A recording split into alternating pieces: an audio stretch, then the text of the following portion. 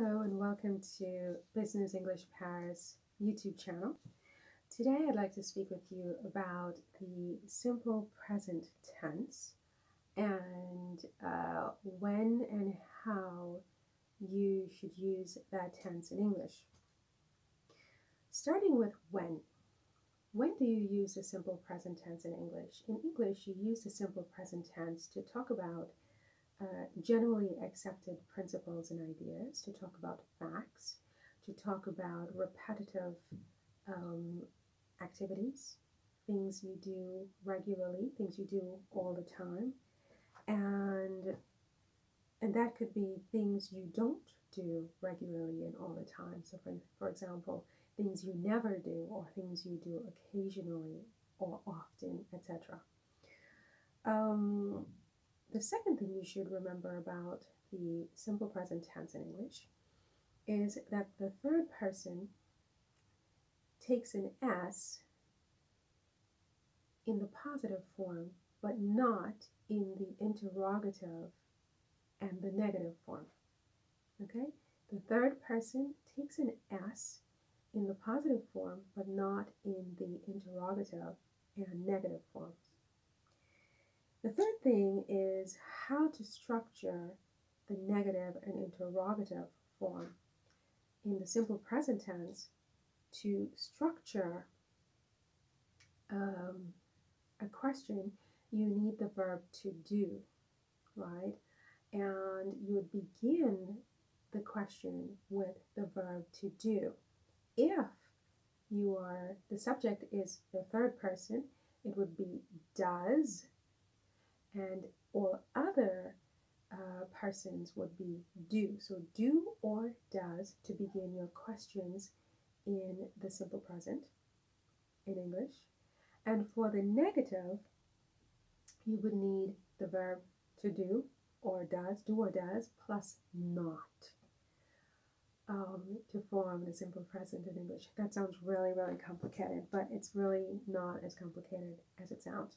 And the fourth thing to remember is that with adverbs, with the simple present, you quite often can use adverbs in the structure, but the adverbs would always go, I don't like to say always, the adverbs usually go between the subject and the verb. So let's see if we can do some examples. So number one, the rule is, when do you use the simple present? To talk about facts, to talk about repetitive ideas, to talk about generally accepted principles, to talk about things you do all the time, d'habitude. So for example, if you said, I work late every day. I work late every day. That's something that you do habitually, something you do all the time.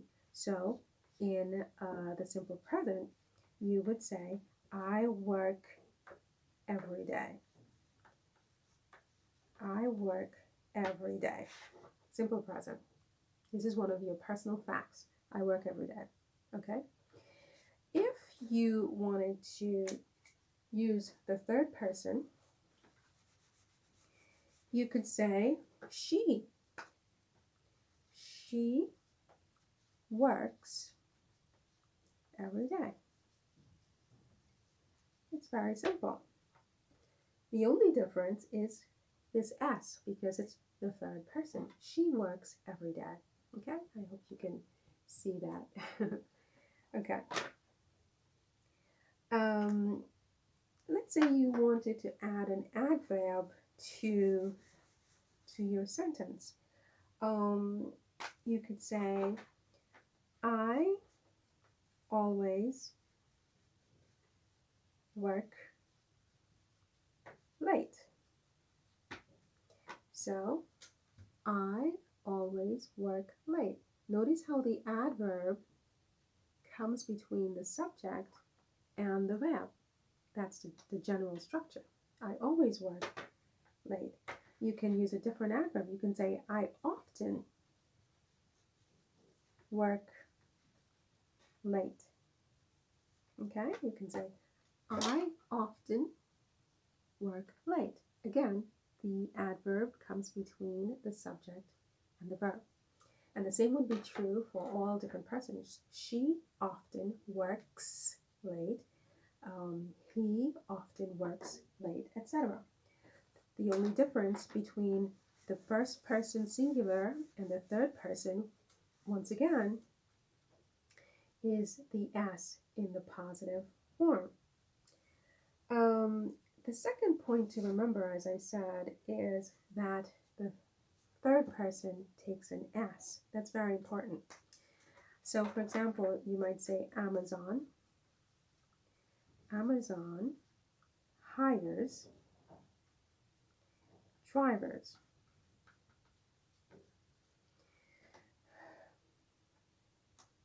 Amazon hires drivers all the time. All the time. Amazon hires drivers. Amazon hires drivers all the time. Again, Amazon is the third person, so you need an S on the verb. Or you can say, what else could we say here? We could say that she she works for Amazon.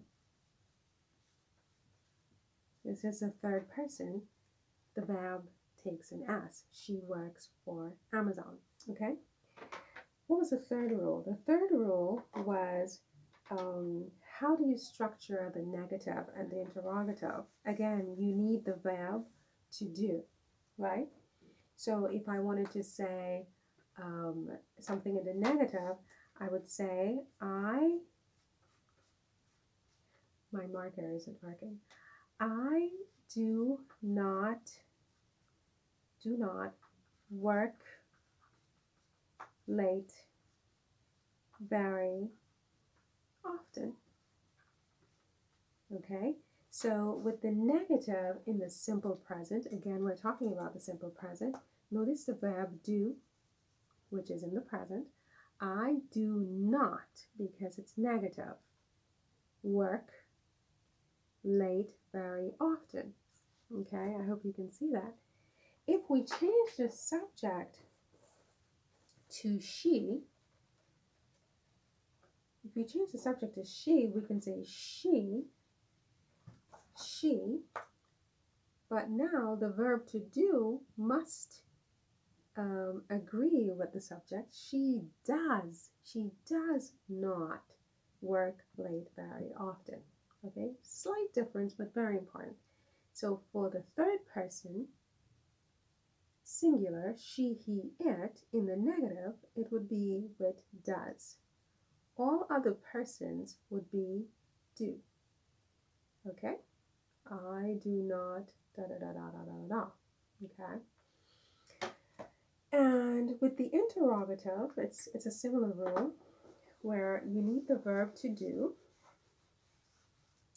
So, but the structure changes slightly because then you will begin your question with the verb to do.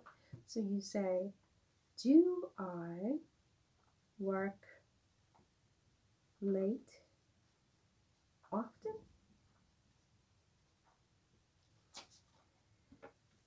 Do I work late often?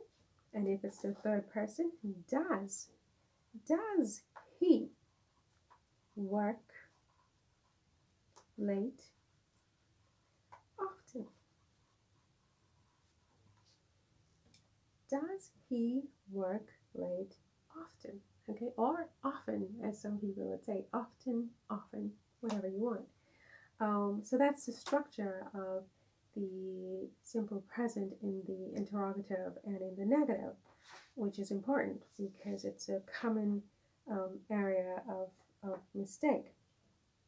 And the final point, because I said there were 4 points, is the placement of the adverb or adverb. It's adverb in English, but I've begun to say adverb because I've been in France for so long. is where do you place the adverb. So I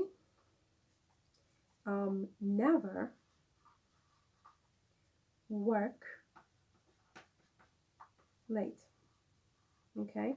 Notice the adverb interrupts the subject and the verb. Okay? It's usually placed between the subject and the verb in the simple present in English.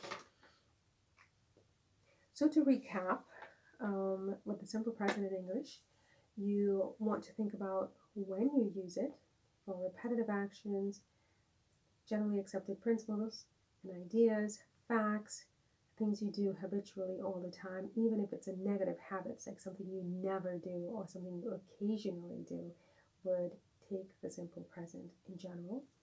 The third person singular, the three, the he, she, it takes an S in the positive, okay, but not in the interrogative.